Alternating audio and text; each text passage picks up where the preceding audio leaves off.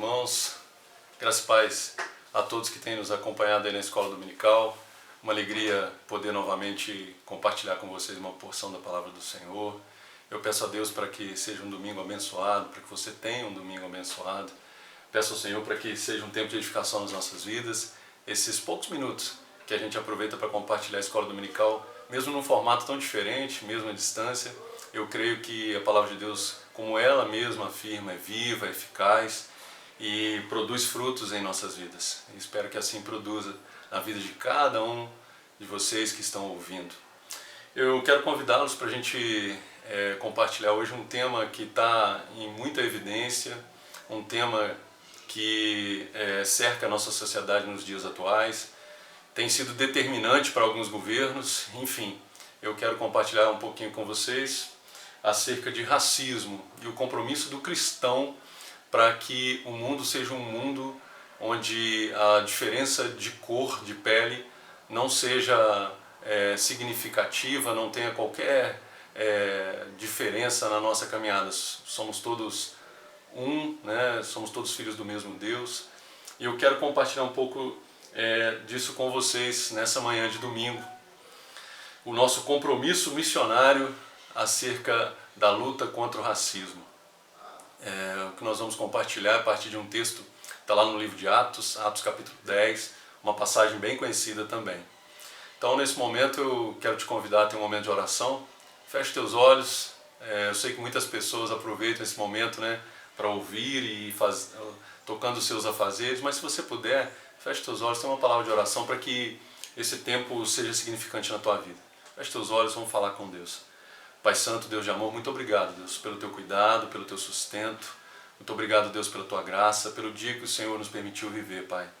Deus querido, colocamos diante do Senhor as nossas vidas e te pedimos, ó Pai, fale conosco, conforme o Senhor deseja, conforme os teus planos, ó Deus. Nós abrimos nosso coração, nossas mentes, nossos ouvidos, nossas emoções, ó Deus, para que o Senhor ministre sobre nós o nosso desejo de ouvir a tua voz. Fale de modo que possamos reconhecer-te, ó Deus, e reconhecendo-te, ó Deus, possamos ser impactados pela tua palavra, que essa palavra produza em nós frutos de vida, de transformação, Deus. Pai Santo, coloco diante do Senhor a sociedade de homens, essa classe de escola dominical, coloco diante do Senhor cada um dos meus irmãos, minhas irmãs que têm ouvido essa ministração, que têm assistido esse vídeo, Deus. Pai querido, tome-os diante do Senhor e sustente-os com a tua graça, com o teu poder. Pai querido, quero interceder pela vida dos familiares daquela jovem que foi morta, Deus. Ó Pai, brutalmente, por conta de um relacionamento abusivo, Deus, tome em tuas mãos os familiares dela, sustente com a tua graça, com o teu poder, Deus. Pai querido, e nos ajude, Deus, nos ajude enquanto teus filhos e filhas a lutarmos por um mundo diferente, Deus. Um mundo onde nós nos reconheçamos como irmãos, como iguais, Deus. Nós te agradecemos, colocando diante do Senhor essa escola dominical. Em nome de Jesus. Amém. Queridos, eu quero compartilhar com vocês um texto e a partir desse texto propor algumas reflexões, né? As reflexões vão gravitar em torno do racismo e aquilo que nós, enquanto Igreja do Senhor, podemos fazer para que essa realidade que perpassa a história, né, e é muito evidente nos dias atuais, possa ser transformada a partir do nosso agir enquanto filhas e filhos de Deus. O texto que eu quero compartilhar com vocês é um texto bem conhecido, Atos, capítulo 10, do versículo 17 ao versículo 28. Só que eu não quero fazer leitura desse texto agora de imediato. Como que eu pretendo expor isso para vocês? Eu pretendo iniciar com uma pergunta. A pergunta é a diferença entre preconceito e discriminação. Vocês conseguem conceber essas duas ideias? Conseguem diferenciá-las? Tem um vídeo bem curtinho, mas muito instrutivo, de uma irmã da Igreja Metodista que mostra para nós a diferença entre preconceito e discriminação. Então primeiro eu quero convidar vocês para que a gente possa assistir esse vídeo bem curtinho, um vídeo dentro do vídeo, ok? E depois eu quero fazer a leitura do texto com vocês e a partir dessa experiência que Pedro teve, o que nós, povo de Deus, temos a aprender com essa experiência de Pedro. Então convido vocês, vamos assistir esse vídeo que fala um pouquinho da diferença entre preconceito e discriminação.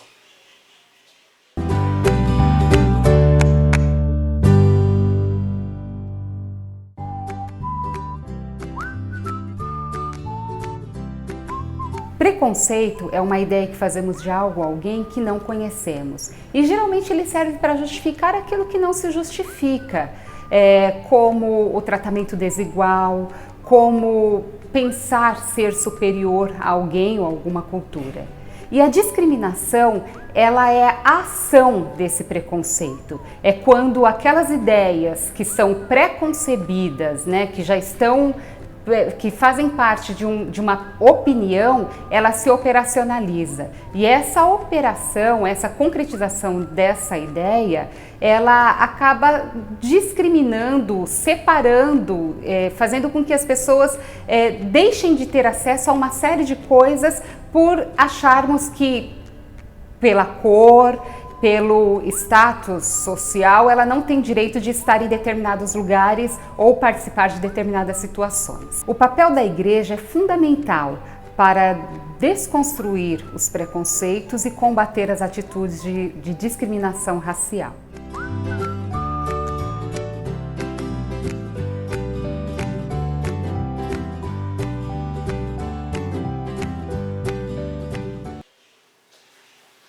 Bom, a gente assistiu aí o vídeo, então a gente já tem agora uma ideia, do significado de preconceito e discriminação. A ideia de preconceito é aquela ideia pré-concebida, está no mundo das ideias. É uma compreensão que a gente tem por N razões, A nossa formação, nossa educação, aquilo que nós recebemos historicamente, aquilo que a nossa sociedade concebeu. E, diferentemente disso, a discriminação são as ações que nós adotamos, as práticas que nós temos a partir dessa ideia pré-concebida. Tem algumas frases marcantes de homens de Deus acerca do racismo. Você sabia disso? Por exemplo, John Wesley, ele dizia que o racismo é uma desonra para a própria humanidade. Nelson Mandela dizia que o racismo mata mais do que qualquer epidemia. Talvez seja uma frase bem marcante para os nossos dias, Racismo mata mais do que qualquer epidemia. Bom, vamos lá comigo para o livro de Atos, Atos capítulo 10, a partir do versículo de número 17. Convido você a fazer a leitura desse texto. Um texto muito conhecido, nós já lemos esse texto aqui em outros momentos da escola dominical, mas agora eu quero convidá-los para que a gente faça a leitura pensando nessa experiência de Pedro. Que experiência é essa que Pedro teve com Deus e que foi marcante na jornada dele como missionário, como apóstolo, como homem de Deus? Atos capítulo 10, versículo 17, o texto tem o seguinte título: Os enviados de Cornélio chegam a Jope. Enquanto Pedro estava perplexo sobre qual seria o significado da visão, eis que os homens enviados por Cornélio, tendo perguntado pela casa de Simão, pararam junto à porta. Chamando, perguntaram se ali estava hospedado Simão, que também é chamado de Pedro. Enquanto Pedro meditava a respeito da visão, o Espírito lhe disse: Estão aí 3 homens à sua procura. Portanto, levante-se, desça e vá com eles, sem hesitar, porque eu os enviei. Então Pedro desceu e disse àqueles homens: Eu sou a pessoa que vocês estão procurando. O que os traz até aqui?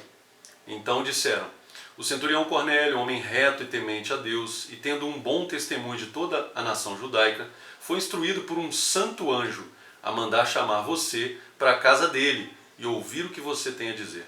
Pedro, então, convidando-os a entrar, hospedou-os.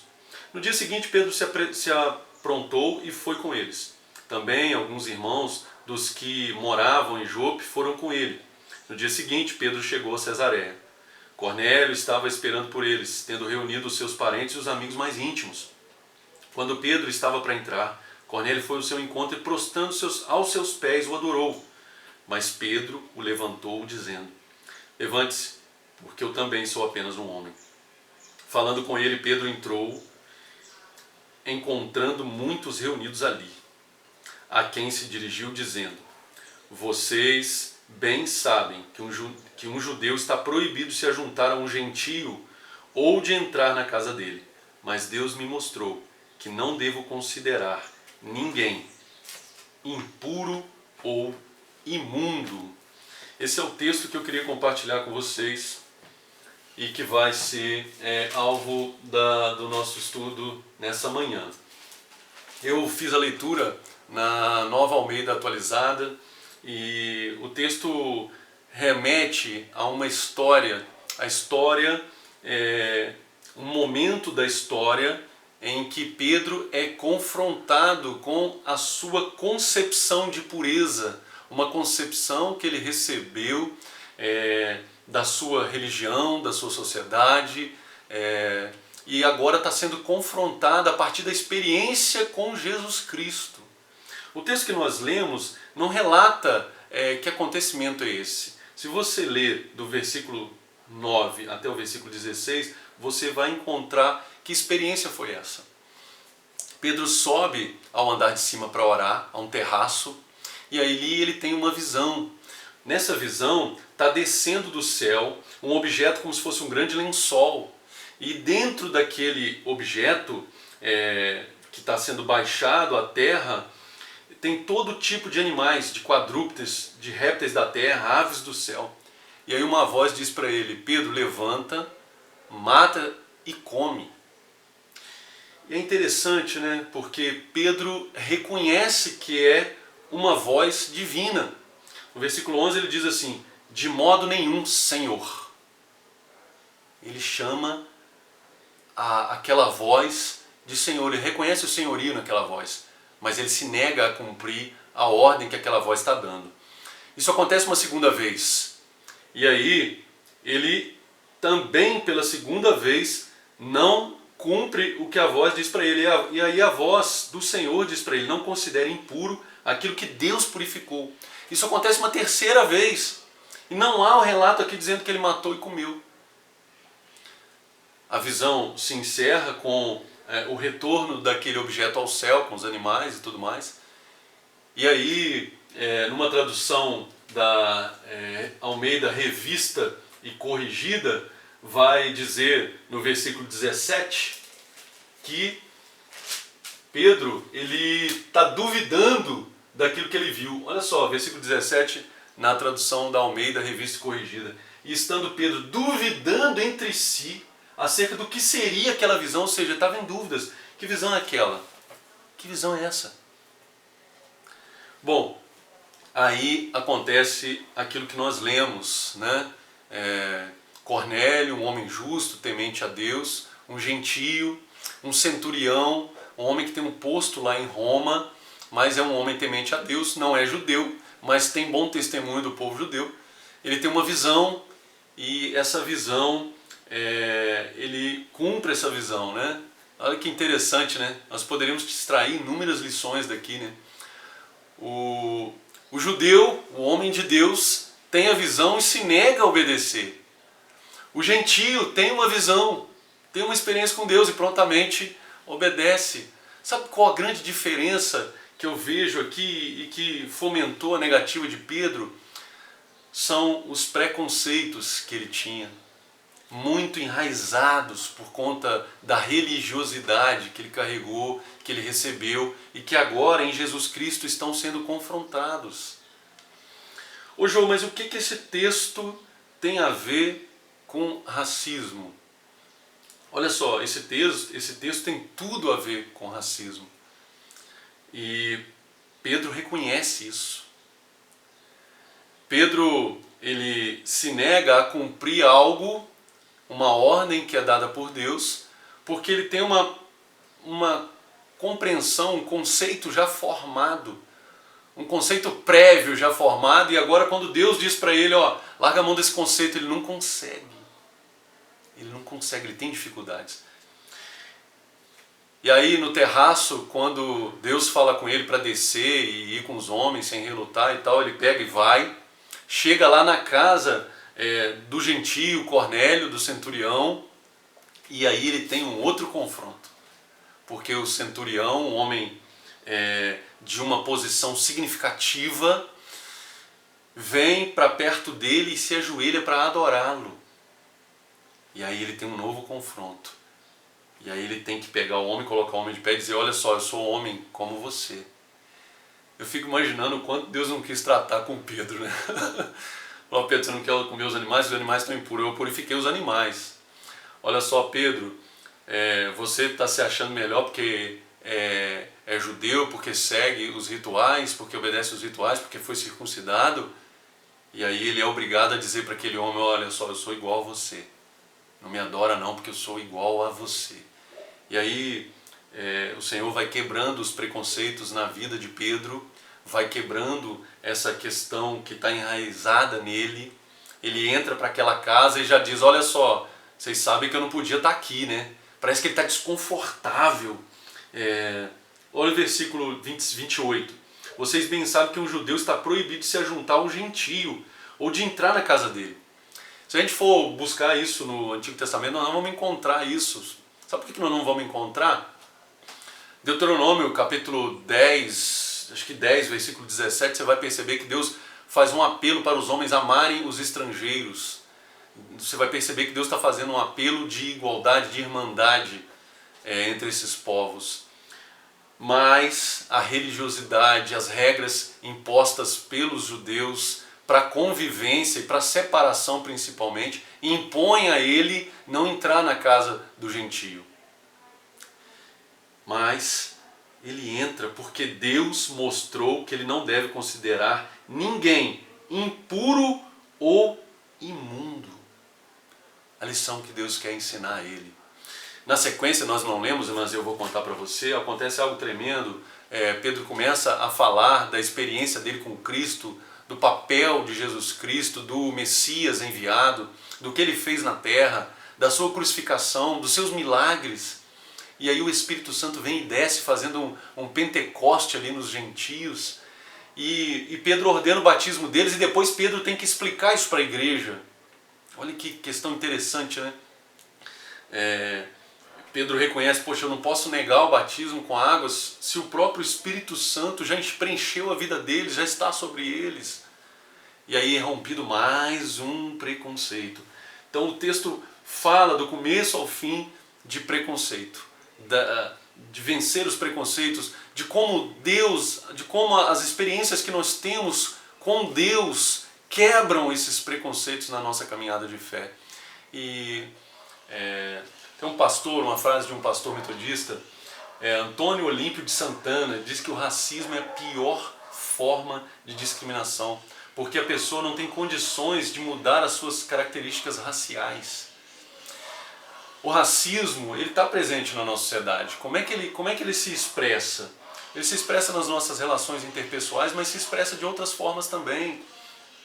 No final, eu vou deixar, no final da nossa aula de escola dominical, vou deixar alguns links para vocês verem como a desigualdade, considerando a cor da nossa pele, ela existe no nosso país com relação à educação, com relação às pessoas mortas pela violência, com relação à ascensão social.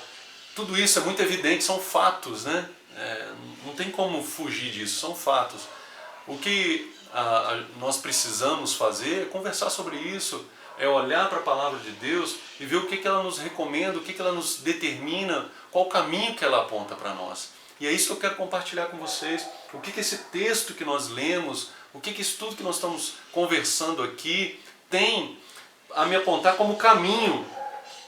Eu quero apontar 3 ações, 3 comportamentos que eu e você, enquanto filhos e filhas de Deus, precisamos tomar para reconhecer e caminhar em igualdade com qualquer pessoa, independentemente da cor da sua pele. Primeiro, dispor-se a reconhecer e rever os conceitos e preconceitos à luz da nossa experiência com Deus. Eu acho que esse é o grande legado do texto que nós lemos. A nossa revista chama Legados de Fé, então esse texto aqui tem um grande legado. Olha só, eu preciso rever a minha forma de relacionar com os outros a partir da minha experiência com Cristo. Se a minha experiência com Cristo não me conduz a isso, tem algo errado, tem alguma coisa errada. Nós, durante a nossa formação, nós recebemos uma série de informações e tivemos essas informações como sendo verdadeiras. Por exemplo, índio é preguiçoso. Um outro exemplo,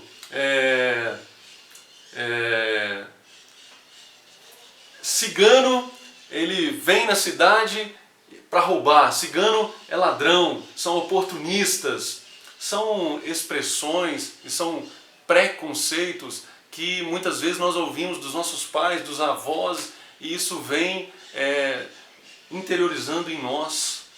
E a partir da nossa experiência com Cristo a gente precisa rever isso. Esse é o grande legado que o texto tem a compartilhar conosco. A gente precisa ter cuidado. Como nós estamos tratando, como nós estamos enxergando aqueles que são diferentes de nós na sua forma de pensar, na sua forma de agir, na sua compreensão de mundo. Como nós estamos tratando essas pessoas? Como nós estamos tratando o outro? Estamos tratando de forma diferente por conta da cor da pele. Isso, além de ser um pecado, nas palavras de John Wesley, isso é uma vergonha para a humanidade. Isso é uma vergonha. Que eu e você possamos rever os nossos relacionamentos à luz da experiência que nós tivemos e devemos buscar a cada dia ter com Cristo Jesus. Como segundo apontamento, irmãos, eu quero compartilhar com vocês o caminho de nós nos reconhecermos como parte de algo, e nunca como centro, e nunca como a essência, o primordial, imaginar que tudo gira em torno de nós, né? Quando Cornélio vai ao encontro de Pedro e se ajoelha para adorá-lo, Pedro põe aquele homem de pé e se reconhece: olha, eu sou homem como você. Ali, em alguma medida, Pedro estava reconhecendo: olha, eu não sou especial por conta da minha religião, por conta da minha cultura, por conta da minha nacionalidade. Se há algo que faz a diferença em mim, é a minha experiência com Cristo. E essa minha experiência com Cristo me faz servo, me faz servir. Pedro ali se coloca como parte, não como a essência, o primordial. Ao fazer isso, Pedro se coloca na condição de servo, de instrumento, de alguém que está à disposição do seu Senhor. Quebrando muitos paradigmas. Eu imagino ali que aquele desconforto todo que ele expressa, né, em algumas palavras, está sendo quebrado, está sendo moldado, está sendo ressignificado a partir dessa experiência com Cristo. Olha só, eu sou homem como você também é. Nós possamos nos enxergar como criaturas, como servos, iguais, semelhantes. Legado que o texto nos deixa, legado que o texto aponta para nós, numa sociedade na qual nós somos a todo tempo impulsionados a sermos os melhores, os que conquistam mais, os que avançam mais. Pedro, a partir da experiência com Cristo, está mostrando para nós: olha, nós somos iguais. Levanta, Cornélio. Não é a minha religião, não é a minha nacionalidade. Se há algo aqui de diferente, é a minha experiência com Cristo, e a minha experiência com Cristo me faz ser servo, me faz estar aqui para servir. No caso do texto narrado, para contar as maravilhas que Deus, na pessoa de Jesus Cristo, fez naquele tempo, faz nos dias de hoje e há de fazer sobre a vida de cada um de nós. Num terceiro ponto, eu quero compartilhar com vocês, e aí eu quero me valer de algum outro texto também, né? Qual outra ação, outra atitude? Olha só, a nossa própria forma de amar, testemunhar, né, o amor de Deus, sofre grande alteração quando ele é ressignificado pela nossa experiência com Cristo. E é interessante, né, porque olha só o que diz, esse texto é tremendo, Filipenses capítulo 2, porque nós nos valemos muito de parte desse texto, né?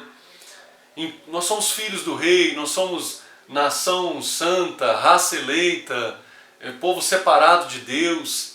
Amém, glória a Deus por isso. A gente só esquece do propósito, né? Nós somos tudo isso para... E aí o texto de Filipenses dá uma luz para nós, ó. Filipenses 2, a partir do versículo 1. Portanto, se existe alguma exortação em Cristo, alguma consolação de amor, alguma comunhão do Espírito, se há profundo afeto e sentimento de compaixão, então completa a minha alegria, tendo o mesmo modo de pensar, o mesmo amor e sendo unidos de alma e mente. Não façam nada por interesse pessoal ou vaidade, mas por humildade, cada um considerando os outros superiores a si mesmo, não tendo em vista somente os seus próprios interesses, mas também os dos outros. Olha que coisa tremenda, mostra o nosso chamado de servir, de considerar os outros superiores a nós mesmos, de não pensar só nos nossos interesses, mas nos interesses dos outros. Olha que coisa tremenda, a gente sai da nossa caixinha, do nosso individualismo e passa a viver um evangelho que faz sentido, um evangelho que ressignifica as nossas relações, um evangelho que é testemunho do amor de Deus. Olha o que o amor de Deus fez na minha vida. O fato é, e aí eu estou caminhando para o final, vamos voltar lá para Atos, capítulo 10. Atos, capítulo 10. Eu quero compartilhar com vocês o versículo de número 34. O versículo de número 34 em duas versões. Bom, é a pregação de Pedro lá na casa de Cornélio. 34. Então Pedro começou a falar, ele disse: reconheço por verdade que Deus não trata as pessoas com parcialidade. Isso na Nova Almeida Atualizada. Vamos para a revista corrigida, Almeida Revista Corrigida. E abrindo Pedro a boca, disse: reconheço por verdade que Deus não faz acepção de pessoas. Deus não faz acepção de pessoas. Talvez seja a frase que melhor resumisse o nosso bate-papo, a nossa escola dominical deste domingo. Deus não faz acepção de pessoas. Não faz sentido permitirmos que experiências do passado, ditas como verdadeiras pelos nossos pais, avós, pela cultura que eles viveram há séculos e séculos no passado, tenham significância ou sejam verdadeiras a partir da experiência que nós tivemos com Cristo. Se a nossa experiência com Cristo for verdadeira, ela vai nos dizer: Deus não faz acepção de pessoas, nós não podemos fazer. Amém, meu querido, minha querida? Era isso que eu tinha a compartilhar com vocês. Que Deus abençoe, que Deus sustente a vida de cada um de vocês e que nós possamos ser desafiados por esse texto a não fazermos acepção de pessoas. Ao contrário, unindo tudo isso, reconhecemos que somos verdadeiramente filhos de Deus, filhos chamados para servir, que consideram os outros superiores, que não põem na conta só o seu próprio interesse, mas também o interesse dos outros. Que nós possamos sentir e nos dispor a sentir a dor que as pessoas que passam por esse tipo de experiência de discriminação sentem, seja por conta da cor da pele, seja por conta do seu gênero, né? Seja por conta de serem, simplesmente por serem mulheres, à luz do que nós vimos com grande tristeza nessa semana na cidade de Valença. Meu querido, minha querida, que Deus abençoe a tua vida, que a tua semana seja uma semana abençoada. Te convido agora a assistir mais um vídeo dentro desse vídeo, é o terceiro, né? Bom, um pastor que está numa região missionária aqui do Brasil, negro, falando um pouquinho sobre racismo. São poucos minutos. Eu quero terminar com esse vídeo e pedindo a Deus que nos conduza num tempo de grande experiência com Ele, para que nossos relacionamentos possam ser ressignificados de verdade a partir da nossa experiência com Cristo. Deus abençoe a tua vida, meu querido. Assista esse vídeo e que Deus te abençoe através dele. Até domingo à noite temos culto, né? Eu quero, antes de você assistir o vídeo, quero dar os parabéns à pastora Cleonice, que está comemorando mais um ano de vida hoje. Deus abençoe a tua vida, pastora. Saiba que você é bênção no nosso meio, que Deus te sustente, te fortaleça, te dê anos de vida, de paz, de alegria, que você continue sendo bênção na vida do seu esposo, na vida da sua comunidade de fé, na vida daqueles que estão perto de ti, e que nós, enquanto igreja, possamos ser bênção na tua vida também. Feche teus olhos, vamos ter uma palavra de oração para nós encerrarmos esse tempo. Muito obrigado, Deus, por esse momento. Muito obrigado, Pai, pela leitura da tua palavra, que que nos desafia, nos confronta, porque ela é viva, ela é eficaz e ela quer produzir frutos em nós, frutos de arrependimento, de transformação, de mudança de vida. Pai querido, que nossos ouvidos possam estar atentos, que o nosso coração possa estar inclinado a viver uma vida a partir da experiência que o Senhor nos convida a ter contigo, Pai. Que nós possamos deixar de lado todo preconceito, toda discriminação, Pai, para vivermos a plenitude que o Senhor nos convida a viver. Nos perdoe, Deus, pelas vezes que manifestamos discriminação no nosso meio, Deus. Nos perdoe enquanto igreja pelas vezes que discriminamos o outro, Deus. Tem misericórdia de nós, nos ajude a sermos sim, Pai, canal de bênção, a sermos sim servos daqueles que mais precisam e buscam a Tua presença. Muito obrigado, Deus, pela vida dos Teus filhos e filhas. Nós oramos em nome de Jesus. Amém. Assista o vídeo, Deus abençoe a tua vida. Um abraço, até domingo à noite no culto. Que você tenha uma semana de bênção. Meu irmão, minha irmã, paz e bem. Eu sou o pastor Raiz André Guimarães, pastor da Igreja Metodista Filadélfia, do bairro do Engenho Velho da Federação, Distrito 6, da região eclesiástica missionária do Nordeste. Mando para vocês um forte abraço do nosso povo da Igreja Metodista Filadélfia. E neste momento estou aqui com muita alegria para refletir com você, para refletirmos juntos sobre a profundidade do pecado e do racismo.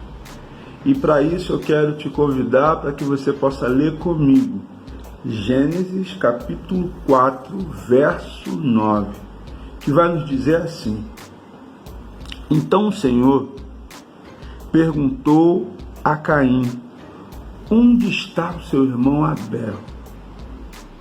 Respondeu ele: não sei. Sou eu responsável por meu irmão? Meu irmão, minha irmã, esse texto é muito poderoso. Um versículo que traz para nós muitos desafios. E você deve perguntar: o que esse texto tem a ver com o pecado do racismo? Eu digo, o pecado do racismo faz com que homens e mulheres, ao longo do tempo, ao longo da história, ao longo do tempo presente, sejam desafiados por Deus de responder essa mesma pergunta. Essa mesma pergunta ela é feita todos os dias por Deus para o nosso povo. Onde está o seu irmão preto? Onde está a sua irmã preta? Onde está o seu irmão negro, sua irmã negra, o seu irmão afrodescendente? Onde ele está? E muitas das vezes, assim como Caim, não sabemos responder, porque não temos interesse de saber como estão homens e mulheres pretas e pretas desse país. Mas eu e você, povo de Deus, povo metodista, povo do coração aquecido, nós temos a tarefa em Cristo Jesus de caminhar e dizer: sim, eu sei onde está o meu irmão, eu sei onde está a minha irmã, a dor do meu irmão é minha dor também, o sofrimento do meu irmão é o meu sofrimento também, como diz as próprias Escrituras: chorar com os que choram, se alegrar com os que se alegram, e juntos lutarmos contra o pecado do racismo, que vem causando um mal muito devastador ao nosso país e também ao mundo. Vide o caso do nosso irmão George Floyd, que se repete todos os dias no nosso país. Tivemos recentemente uma mulher negra que teve também o seu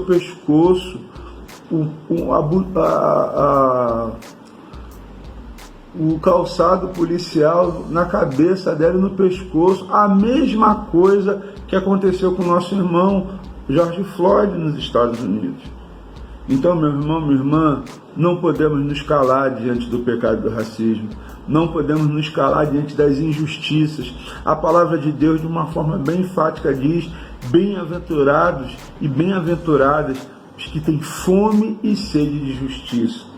O pecado do racismo afronta a Deus. O pecado do racismo rompe o lugar comum de sermos irmãos e irmãs. E é tarefa minha, tarefa sua, meu irmão, minha irmã, lutarmos contra esse mal. Então, diante do cotidiano, quando Deus perguntar para você aonde está o seu irmão, aonde está a sua irmã negra, que você possa dizer: estou com eles na luta, estou com eles no combate a esse pecado tão brutal. E que Deus possa aquecer os nossos corações e que possamos espalhar a santidade bíblica sobre a terra. Santidade bíblica que não coaduna com o pecado do racismo. Santidade bíblica que não se silencia diante das injustiças que têm acontecido, injustiças que se levantam em nosso país. Todas as vidas importam, todas. E por isso dizemos com alegria: as vidas negras também. Todas as vidas são importantes e a vida negra também. Porque você, meu irmão, minha irmã negro, minha irmã negra, você é lindo, você é linda, porque você reflete o nosso Criador. Que Deus te abençoe, meu irmão, que Deus te abençoe, minha irmã, e que sejamos lutadores, lutadoras, resistentes, e que não nos deixemos silenciar pelo pecado do racismo. Que Deus te abençoe, que Deus te fortaleça nessa luta. Forte abraço, paz e bem.